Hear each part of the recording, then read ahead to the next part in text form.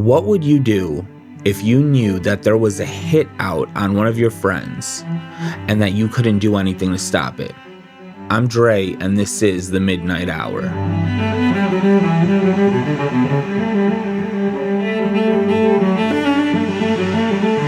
Tonight we will be going back almost 100 years to a story written by none other than Ernest Hemingway. And this story is called The Killers. Now, The Killers is about a couple of hitmen that enter a diner at about dusk named Al and Max. And they basically just sit down, order their food, and start chatting it up. They talk to the diner's owner, who is named George. They talk to another patron at the end of the bar named Nick Adams. And they basically just start showing off their true colors in terms of their attitude and their intention for being in that diner in the first place. Now, once they start talking about these things, Al, one of the two hitmen, go to the back in the kitchen and tie up the cook, Sam, and Nick, the other patron at the end of the bar. He ties them up while Max, the second hitman, still speaks with George. And he speaks with George about Ole Anderson, an old boxer who Al and Max have been sent out to take care of. And they know that Ole enters this diner every evening at around 6 o'clock. While 6 o'clock comes by, rolls around, Ole doesn't come in. 6:30, 7, nothing. By 7:05, Al and Max decide to leave the diner and just find him through other channels. And at this point, George goes to the back in the kitchen, unties Nick and Sam, and begins to tell Nick, you should go visit Ole Anderson. I know where he stays, and you should warn him about these two guys. So that's what Nick does. He leaves the diner, goes down the street, visits Ole in his apartment, and lets him know there are two guys after you. Much to Nick's surprise, Ole is well aware of this. He knows about the hit, yet he can't do anything about it. Nick tells him, don't you want me to call the cops? Don't you want me to, try to fix it for you? Ole says, no, there's no fixing it. I'm in too deep. Now, Nick returns to the diner to speak with George about this interaction, and they kind of just come to terms with it. And the final line of the story, I believe, is George telling Nick it's best to just forget about it. Now, this may seem like a cold ending, but it is just the type of reality that people lived in 1927, which I believe is when the story was written. So now we're going to go into 3 sections of it that I feel really capture its essence, and we're going to unpack it a little bit. The first section is when the two hitmen order some food, and George, the diner's owner, goes about placing it in front of them, and it goes.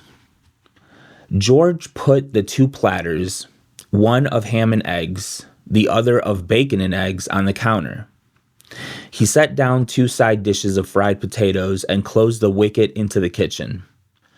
Which is yours? He asked Al. Don't you remember? Ham and eggs. Just a bright boy, Max said. He leaned forward and took the ham and eggs. Both men ate with their gloves on. George watched them eat. What are you looking at? Max asked George. Nothing.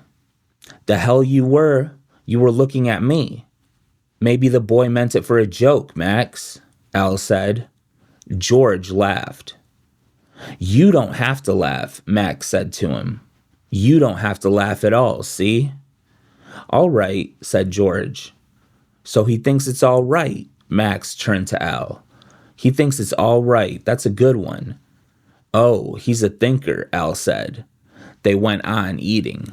Now, this interaction really points to these two men being rude, judgmental, and they seem to want to run every single interaction that they have. But the thing that really stuck out to me was that they ate with their gloves on. And that just pointed to them always being ready, being prepared for anything that may come their way. And that's tough. That's a tough way to go about living. But that's just the reality of these hitmen's lives when you're in with those type of people. Now, the second section is when Nick, the other patron in the diner, goes to visit Oli in his apartment and lets him know what the situation really is, and it goes. Nick opened the door and went into the room. Oli Anderson was lying on the bed with all his clothes on. He had been a heavyweight prize fighter, and he was too long for the bed. He lay with his head on two pillows. He did not look at Nick. "What was it?" he asked. "I was up at Henry's," Nick said, "and two fellows came in and tied up me and the cook, and they said they were going to kill you." It sounded silly when he said it. Oli Anderson said nothing. "They put us out in the kitchen," Nick went on. "They were going to shoot you when you came in to supper." Oli Anderson looked at the wall and did not say anything. "George thought I better come and tell you about it." "There isn't anything I can do about it," Oli Anderson said. "I'll tell you what they look like." "I don't want to know what they look like," Oli Anderson said. He looked at the wall. "Thanks for coming to tell me about it." "That's all right." Nick looked at the big man lying on the bed. "Don't you want me to go and see the police?" "No," Oli Anderson said. "That wouldn't do any good." "Isn't there something I could do?" "No, there ain't anything to do." "Maybe it was just a bluff." "No, it ain't just a bluff." Oli Anderson rolled over toward the wall. "The only thing is," he said, talking toward the wall, "I just can't make up my mind to go out. I've been in here all day." "Couldn't you get out of town?" "No," Oli Anderson said. "I'm through with all that running around." He looked at the wall. "There ain't anything to do now." "Couldn't you fix it up some way?" "No, I got in wrong." He talked in the same flat voice. "There ain't anything to do. After a while, I'll make my mind up to go out." "I better go back and see George," Nick said. "So long," said Oli Anderson. He did not look toward Nick. "Thanks for coming around." Nick went out. As he shut the door, he saw Oli Anderson with all his clothes on, lying on the bed, looking at the wall. This section is so heartbreaking because it really underlines Oli's overall helplessness in his words and situation. And the reader just gets a sense that whatever he's done is just too much to fix, just as he says it is. But the reader also gets a sense that Oli has accepted it. He knows it's bound to happen sooner or later. And that in itself is just so fatalistic.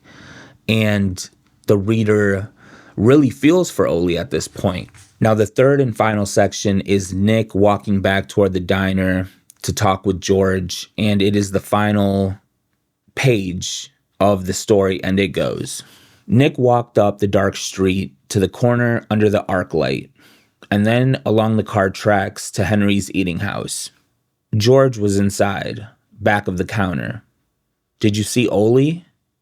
"Yes," said Nick. "He's in his room and he won't go out." The cook opened the door from the kitchen when he heard Nick's voice. "I don't even listen to it," he said, and shut the door. "Did you tell him about it?" George asked. "Sure. I told him, but he knows what it's all about." "What's he going to do?" "Nothing." "They'll kill him." "I guess they will." "He must have got mixed up in something in Chicago." "I guess so," said Nick.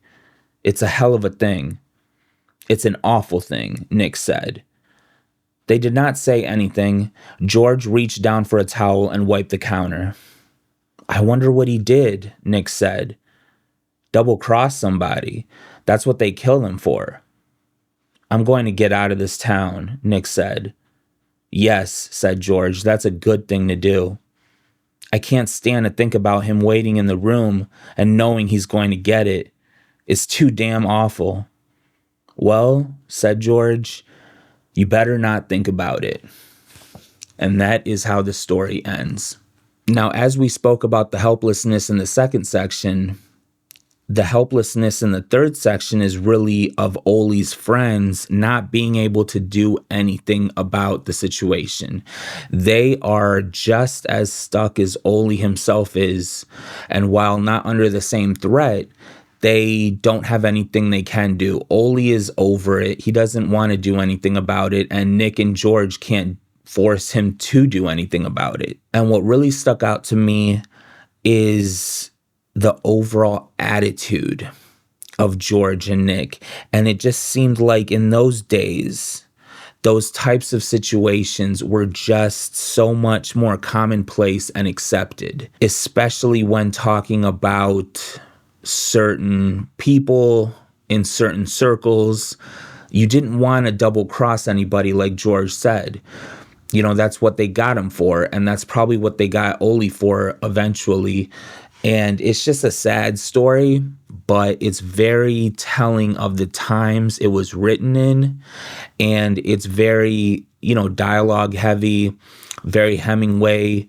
And I just thought it was one of those interesting stories that really touch on fatalism and just consequences. And whether or not we ever know what Ole did, which we don't, it's just a sad, sad situation all around. So that was tonight's story.